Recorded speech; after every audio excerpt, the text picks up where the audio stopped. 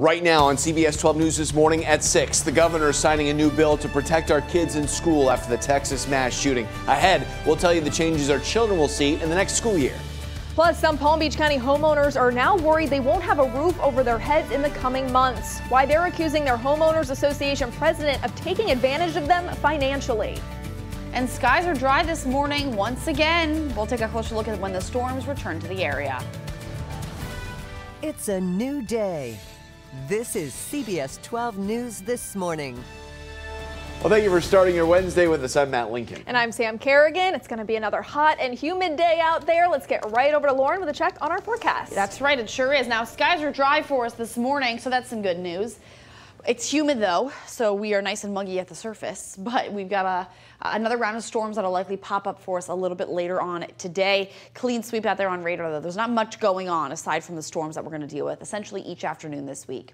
7:30 this morning, skies nice and dry out there over the next few hours. Here's 11, nothing out there. But this is a look now at around 1. You see these clouds starting to pop up a little further inland. That's our sea breeze boundary that's beginning, and then storms develop out of that. Here's 3:38, just before 3:40 this afternoon. There's the storms. Here's 5:15, storms. Here's 7. Rain is still lingering outside. Localized flooding, likely our biggest threat for the area today. We did have a few flood advisories get issued yesterday. We'll probably see that happen one more time through the afternoon. Here's 10:30. Showers and a few storms are continuing to linger at that point.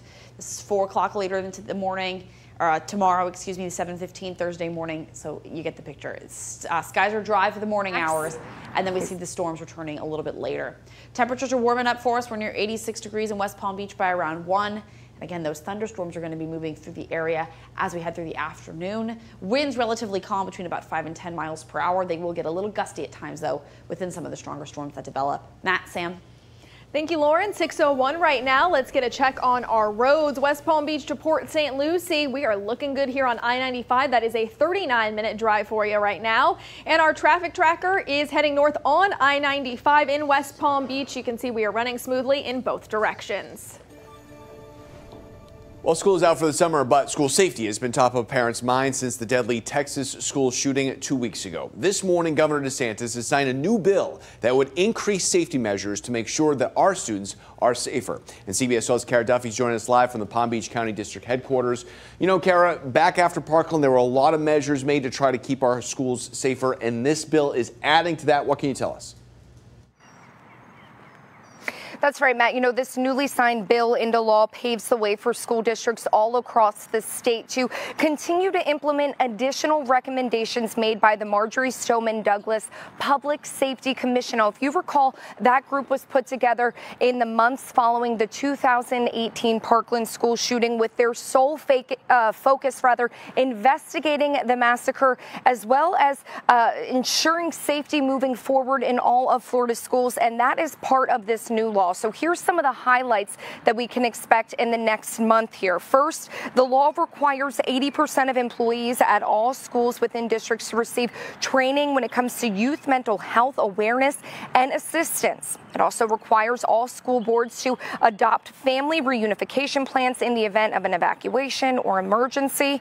It requires all school safety officers to complete crisis intervention and training when it comes to responding and de-escalating any incident on school campuses.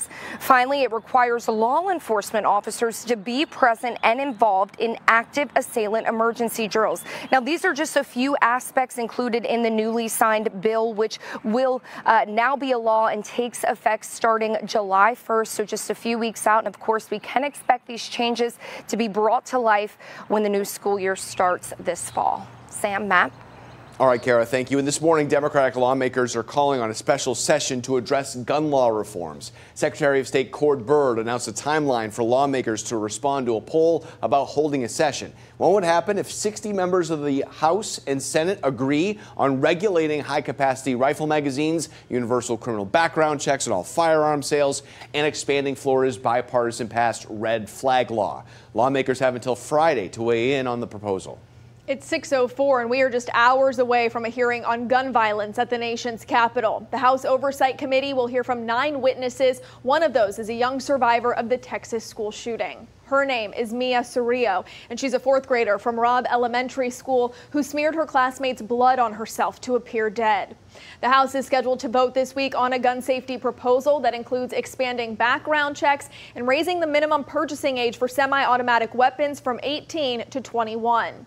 A bipartisan group of senators also expects to have a deal on a gun bill by the end of the week. Well, now let's take a live look right here at the White House, where Uvalde native and actor Matthew McConaughey put pressure on lawmakers to do something on gun reform. In an emotional speech at the White House, he spoke about victims like 10-year-old Maite Rodriguez. She had dreamed about becoming a marine biologist. And McConaughey talked about how she wore these green high-top Converse shoes with a heart drawn over her right toes. These are the same green Converse on her feet that turned out to be the only clear evidence that could identify her after the shooting. How about that? McConaughey also talked about 10-year-old Alithia Ramirez, who loved to draw and paint. Her dream was to go to art school in Paris and one day share that art with the world. McConaughey shared a self-portrait she made. Now, this particular drawing is a self-portrait, all right, of Alithia drawing with her friend in heaven looking down on her, drawing the very same picture. McConaughey demanded Congress come together to pass gun reforms that can save lives without infringing on Second Amendment rights. 6:05 right now, and we have an update on a story we have been following for weeks. Martin County commissioners approved a new rule requiring sex offenders to live further away from places where our kids spend most of their time, like schools, daycares, and parks. Now, before, they were allowed within 1,000 feet of these places, but now under this new rule, it's 2,500 feet, so more than double the distance. St. Lucie and Indian River counties already had the 2,500 feet rule in place. The new rule in Martin County goes into effect in September. Well, 6:06 in this morning, the man caught on camera defacing a Pride Street mural in Delray Beach will avoid jail time. A judge sentenced Alexander Jarek to 2 years of probation, 100 hours of community service, and a mandatory mental health screening. Remember this video here? Prosecutors pushing for 30 days in jail and 5 years of probation. We spoke to a leader in the local LGBTQ community who is upset by this sentence. This is a disgrace. This man did an intentional hate crime, and the state attorney's office really messed up in sentencing, and the judge can only do what he's allowed to do with the sentence that's with the charges that are put forward. Now, that judge also ordered Jarek to handwrite a 25-page essay on the Pulse nightclub shooting. The crosswalk he vandalized was unveiled last June in memory of those victims. 6:07 right now, and this morning homeowners in Mangonia Park are waking up afraid they could lose their homes. The Homeowners Association passed a special assessment requiring owners at each unit at Tiffany Lakes condominiums to pay $10,000 by November. People who live there say this is unfair because all the votes came from the HOA president, who owns 51% of the units. He claims the assessment is needed to make necessary repairs to the roofs and plumbing. 93% of the owners here are investors, so I run your business better. When everybody wanted really low dues and didn't want to fix roofs, didn't want to deal with termites, didn't want to fix valves, everything you're supposed to do to maintain a property, which ends up getting you a Surfside tragedy. According to the proposal, $6,500 will be due by July and the rest by November. Right now, lawmakers are looking at how state statutes can be changed to avoid this burden on families already struggling with the state's housing crisis. Well, last night, Lake Worth Beach residents overwhelmingly spoke in favor of the city's leaders signing off on the restoration of the old Gulfstream Hotel. We've been telling you about this here over the past week or so. Project would fully renovate the historic building and add an additional 165,000 square feet of hotel rooms along with more parking. City commissioners still need to vote a second time for that project to move forward, and that meeting is on June 21st.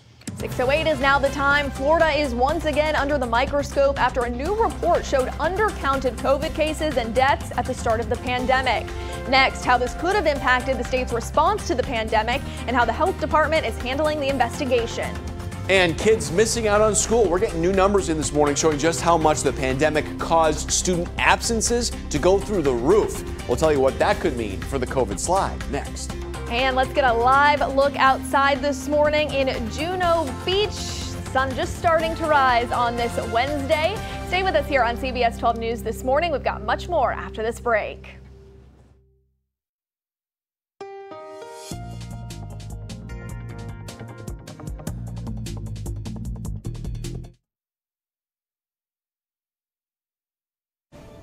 Welcome back here, CBS 12 News this morning. This morning, safety concerns on the tracks following another deadly Brightline crash. One person died after a train crashed into a car in Oakland Park yesterday. Broward County deputies have yet to release more information of what led up to this crash.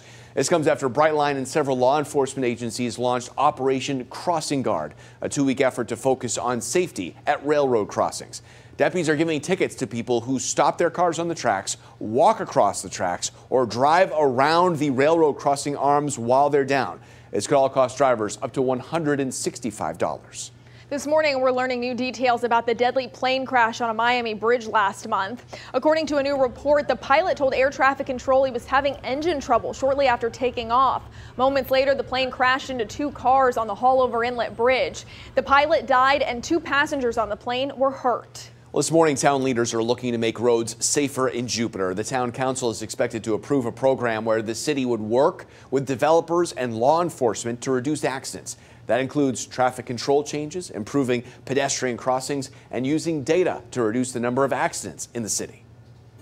It is 6:13 on your Wednesday morning, and you were looking at video from another day of storms in our area yesterday. You can see here a lot of wind. We also got more rain and even some lightning in the area.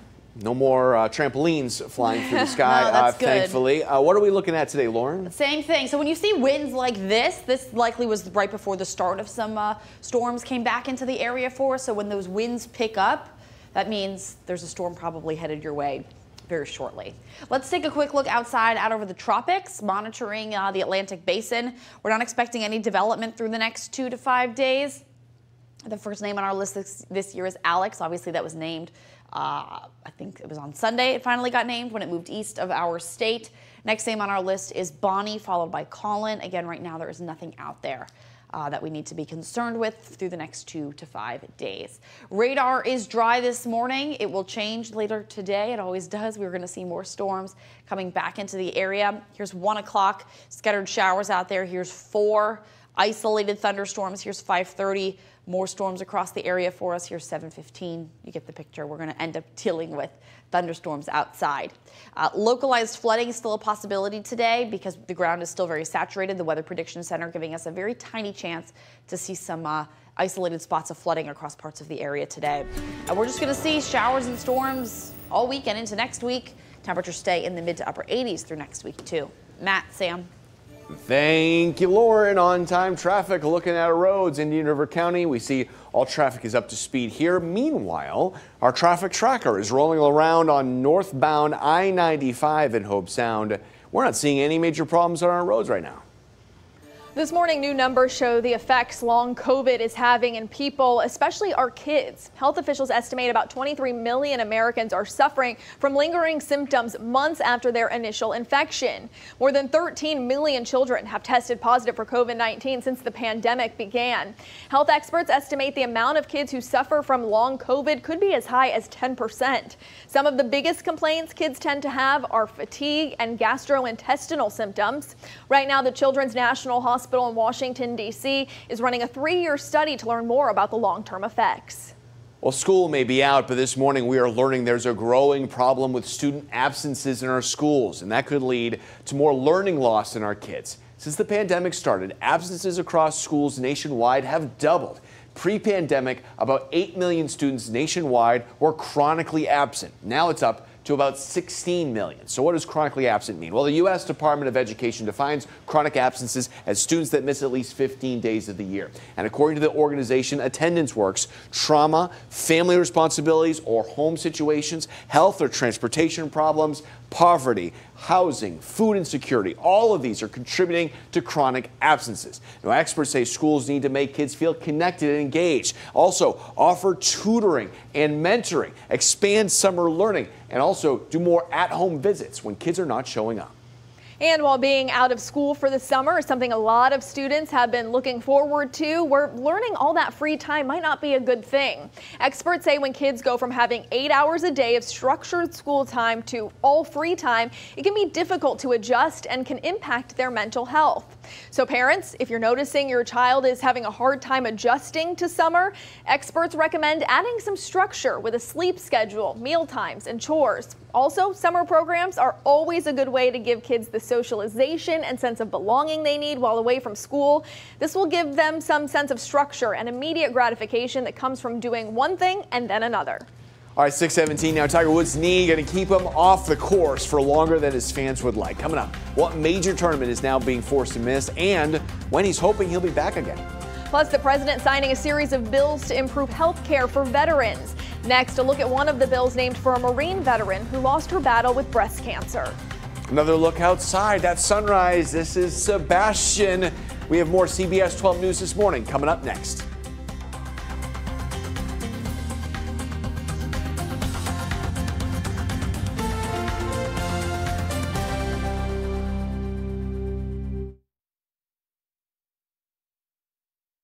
This morning, a new report shows Florida made the top 20 list of best family vacation spots in the country. According to the U.S. News and World Report ranking, Orlando came in first place. Of course, that makes sense. We've got a lot of theme parks there: Disney World, Universal, Legoland.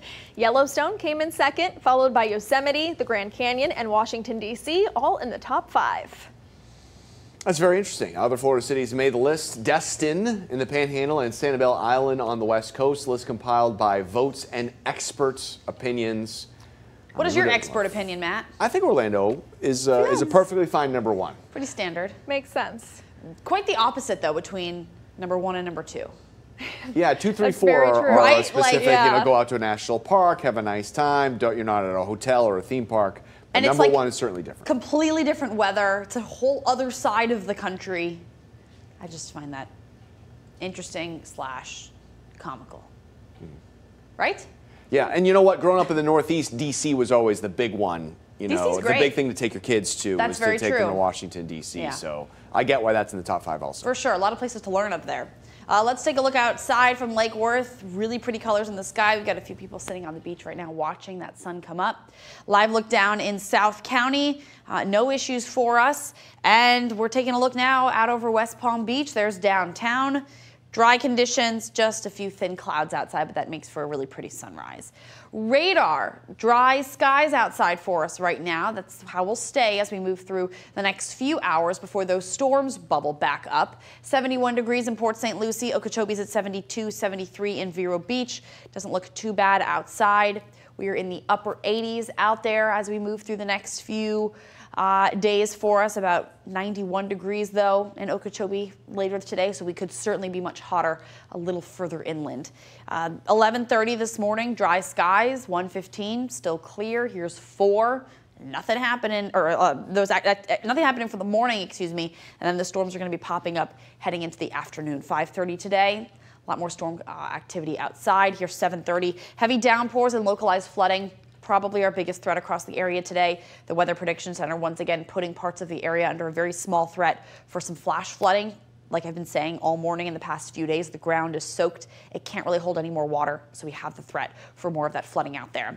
We're dry for your Thursday morning, and then we see storms returning again tomorrow afternoon. Matt, Sam. Lauren, thank you. 6:23 right now. We are checking in on that morning commute. It is looking A-OK here in southern Palm Beach County. Boca Raton, I-95 and the Turnpike running up to speed. Meanwhile, our traffic tracker is on I-95 right now, heading north in the Stewart area. We are all clear on the Treasure Coast. Sports, Sam. Let's get some Tiger news in here. This morning, we're learning that Jupiter Island resident Tiger Woods will not be competing in next week's U.S. Open. He made the announcement on Twitter saying, quote, "My body needs more time to get stronger for major championship golf." Right now, Woods is trying to fully recover from a car accident where he nearly lost his right leg last year. He certainly did not look like himself at the PGA Championship. Woods says, though, he does plan to be ready to play in Ireland at the Open Championship next month. And in honor of Women's Golf Day, the Honda Classic Cares team visited charities like the Els Center of Excellence and the Palm Beach Atlantic's golf team to show their support. They presented a $15,000 check to the Els for Autism Foundation. Look at all those smiling faces. Honda Classic set a new record this year for charitable giving. Tournament is donating nearly $6.5 million to more than 100 South Florida charities. Well, it is 6:25 right now, and coming up next on CBS 12 News this morning, inaccuracies and delays all contributing to a new report of Florida's response to the pandemic. Ahead, we break down that report showing how the state failed to effectively report COVID-19 data. And a bleak look at our country's economic future from the head of the Treasury, what she says needs to happen to get our economy back on track. And before we head to break, here is a live look in Lake Worth Beach. It is a beautiful and dry start to our Wednesday. We are going to have another check on your forecast with meteorologist Lauren Oleski, as we can see storms return to the area again this afternoon. You're watching CBS 12 News this morning, the one to turn to.